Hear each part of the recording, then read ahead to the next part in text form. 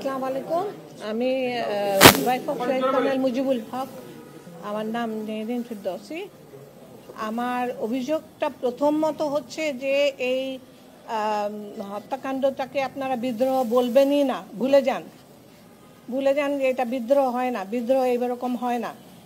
যারা প্ল্যান করে মেরে পোড়ানোর ব্যবস্থা করে, তারপরে বেয়নে দিয়ে খোঁচায় কিংবা ড্রেনে ফেলে এবং পরিবারদেরকে ঘর থেকে ধরে নিয়ে যে কোয়ার্টার গার্ডে নেয় এবং বাচ্চাদেরকে বুট দিয়ে লাথি দিতে দিতে নিয়ে যায়। আপনারা অনেক কিছুই জানেন না যে আমাদের সাথে কি হয়েছে।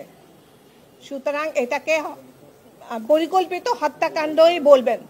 হত্যাকাণ্ডই যেন হেডলাইন হয়, এটা আমার জোর দাবি। এবং এই বিচারের যেন সত্যতা বের হয়ে আসে এবং জনসমক্ষে। আমরা আজও জানি না, আমাদের সন্তানরাও জানে না যে কি কারণে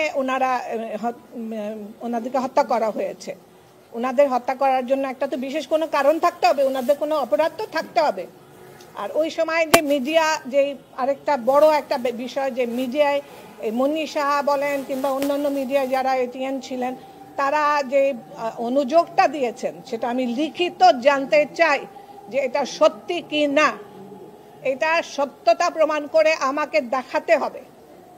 এবং আমি আমার সন্তানদের তরফ থেকে এটা আমি জোর দাবি জানাই, কারণ আমার এটা ভীষণ অপমানের একটা জায়গা যে আমার হাজব্যান্ডকে আমি, আর যারা সিনিয়র অফিসাররা ছিলেন, যেমন শাকিল বলেন, বাড়ি ভাই বলেন, ওনারা এত একনিষ্ঠ একজন অফিসার ছিলেন। আমার স্বামী ছিলেন, আরও কয়েকজন অফিসারকে ওনারা বলেছেন যে ওনারা পয়সা মেরেছেন, তাহলে দুর্নীতি করেছেন। তো দুর্নীতির তো থাকবে, নথিপত্র তো থাকবে নিশ্চয়ই, তাই না? তাহলে আপনারা বের করেন সেটা।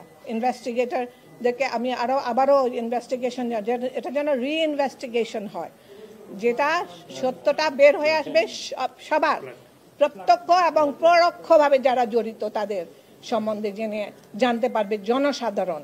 শুধু আমরা না, জনসাধারণ জানা দরকার। কারণ এই ঘটনা দেশের সার্বভৌমত্ব নষ্ট করার একটা পরিকল্পনা, শুধু বাহিনী নষ্ট করা নয়। আমাদের দেশে তুখর কিছু অফিসারদেরকে মেরেই কিন্তু তারা শান্ত হন নাই, তার সাথে সাথে কিন্তু অনেকগুলো পরিবারের সদস্য এবং আশেপাশে তাদের সাথে জড়িত যতজন সাহসীরা ছিলেন তাদেরও কিন্তু হত্যা করা হয়েছে, মনে রাখবেন। এবং তারা ইসে থেকে আসে নাই। এটা কোন সরকার করেছে, এটা তো ইয়ে করবে, ইনকোয়ারি কমিশন হোক আর যেটাই হোক, তারা